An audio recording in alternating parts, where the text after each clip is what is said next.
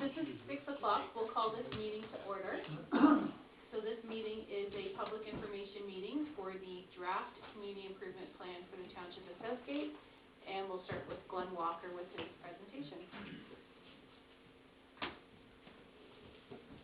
Okay, this is a presentation on the Southgate Community Improvement Plan for the public meeting. A community improvement plan is a tool where municipal planners and economic developers can work together to develop policies and incentives targeting specific types of growth and investment. Southgate has identified the need for a community improvement plan to promote development in Southgate. The purpose of the community improvement plan is to revitalize and improvement and make which refers to activities that contribute to the economic development, beautification, quality of life, aesthetic improvements, and creation of a sense of place.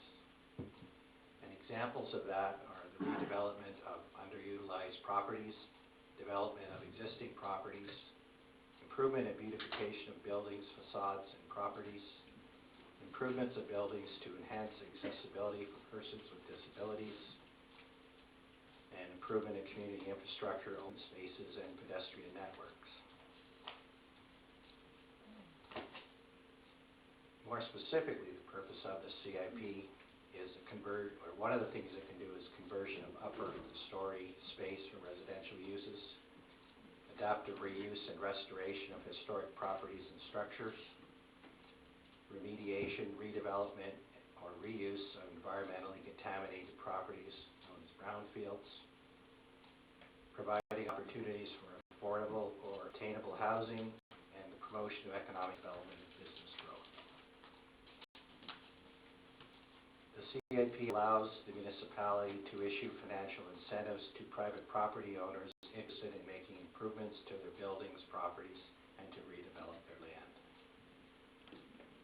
The programs are intended to facilitate the community enhancing property and building improvement projects.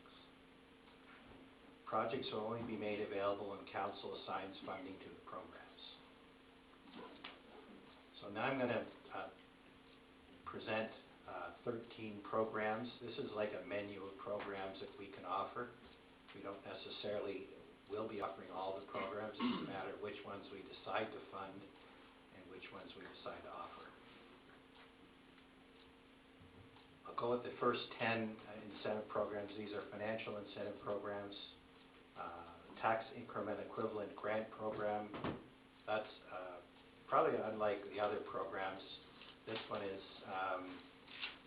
deals with the future value of properties and increased taxes generated as properties are improved or expanded, and we would give a grant back on the future tax revenues. So unlike the other grants, we don't necessarily have the budget for it so much as just have it available knowing that it's going to impact future revenue but not current revenue.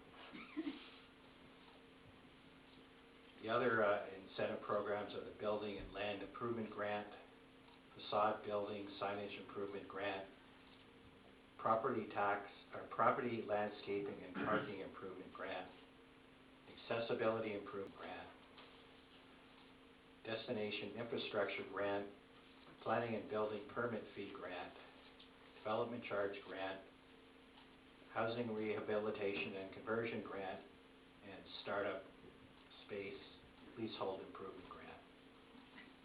Then there's two other types of incentive programs. Brownfield incentive programs are the Environmental Study Grant Program that would provide money for studies related to environmental improvements and remediation, and the Brownfield Property Tax Assistance, and that would relate to actually making changes to the properties to improve the environmental conditions. And finally, the Surplus Lands and Buildings program. So the next steps are we're going to have another public meeting in Holstein on November the 19th. There's going to be a review by county planning and by the Ministry of Municipal Affairs and Housing, so the version that we have in front of us is a draft. And changes to it, so it's going to have to come back to us for approval. Clint's going to have to put together some new community improvement policies for the official plan. And we're going to have to designate a community improvement project area. We've in the staff report, and we recommended that we include the entire municipality as the community improvement project area. And then we have a final approval of community improvement plan. And then when we actually start to implement, we need to select and budget for the programs that we're going to offer. And then we have to design, get a way of approving the programs, whether a committee or a person who decides who gets the grants. Undoubtedly, there's going to be more people applying for grants than the available money that we have for them. In that case, the people in some ways are actually competing against each other for grants, and we need someone or a committee to make decisions on who's going to get the grants. And that's it. Okay, at this time, is there anybody who's registered in open forum to speak?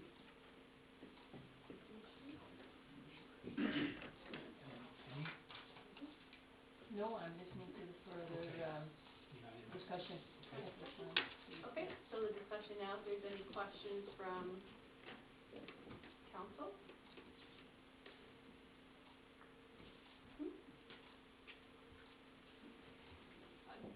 Glenn, a couple of questions. The tax increment grant, would that be based on a 3-year period of time? Would there be a time window that grant would be based on the value? Because, MPAC assesses properties every 4 years. Just wondered about that. And the other question that I had was, community project area, we were talking originally about Dundalk, and we included Holstein. You just said that it would be the whole of Southgate. That would be based on communities within Southgate as opposed to, my house out in rural Ontario, right?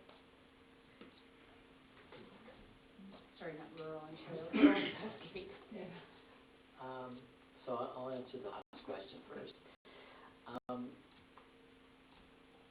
The general thinking is behind that is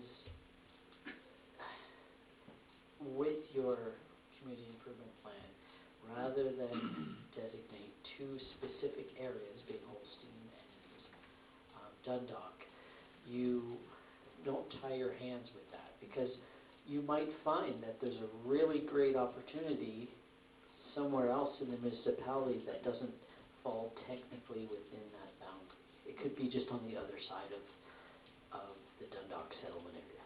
It could be out in the country, I suppose, but it may be a project that it's cleaning up a property that's been derelict for a long period of time. And there could be a new business going in there that's doing something or other that's, because part of it was brownfield restoration, right? So it doesn't tie the hands of the municipality to say, well, you're in the countryside, we don't care what you think. And to me, that's the opposite of what the municipality should be doing. They should be looking at the entire municipality and then picking the best projects from there. Also answering the last question, some other municipalities have had to go back and redo their community improvement plans to extend them to the rural areas where they've had businesses like creating wineries and things like that, and secondary farm businesses, and they didn't have any incentives to help with those. So we've learned from other places, I guess, not to make the same limitations and offer it everywhere, and that doesn't limit us then.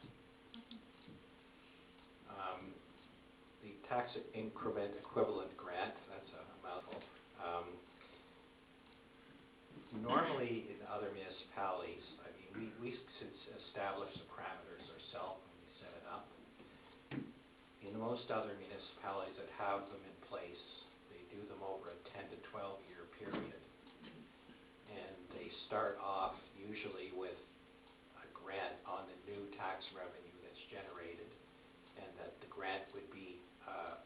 probably 100% off the first year, and then it would decline 10% per year. So it would be done over roughly 10, maybe 11 years, 12 years, depending on how it's done. You could have it 100% off the first 2 years. I mean, it's basically up to us to decide what we want to do. I'm just saying that most municipalities that have done it in that fashion. The advantage in a way of doing it that way is that we don't always necessarily know what the taxes are going to be that first year while MPAC is doing their studies and determining what they're going to be. So if we do offer a 100% grant, then they wouldn't have actually probably paid the taxes at that point. So we're not giving them a grant back on anything until later on when we know what they're actually paying.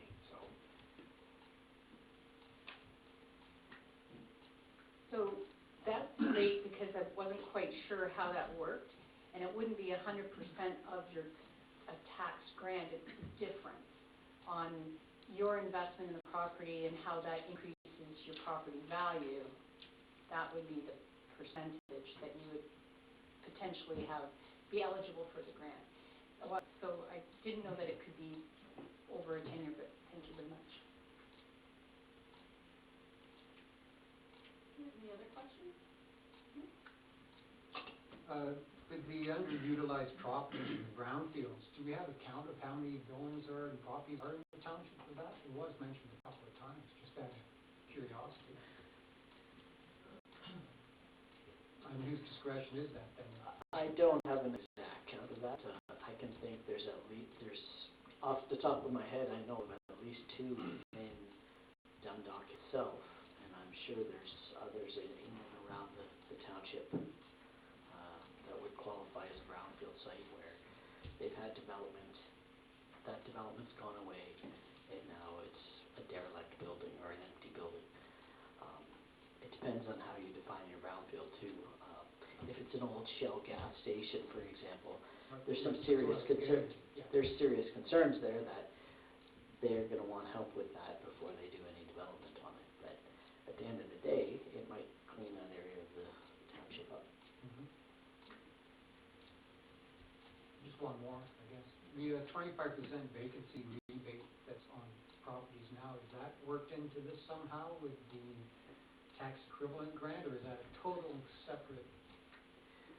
It's totally separate, and depending on how successful this is, the municipality may want to look at even getting rid of that if this turns out to be a better incentive to get off of that assistance and actually do something with the property. Thank you. Any other questions? We'll open it back up. Is there anybody in the audience that's present here to ask any questions?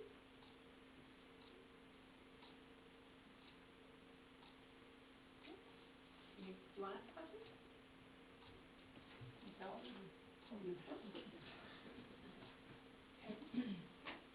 Maybe just to promote this site a little bit is we have this public meeting. The next public meeting will be on November 19th, but we also have Shape Southgate, which it's taken a while for me to say. Okay, there it is on the screen there. So we have the community improvement plan, open forum for discussion, available on the site as well.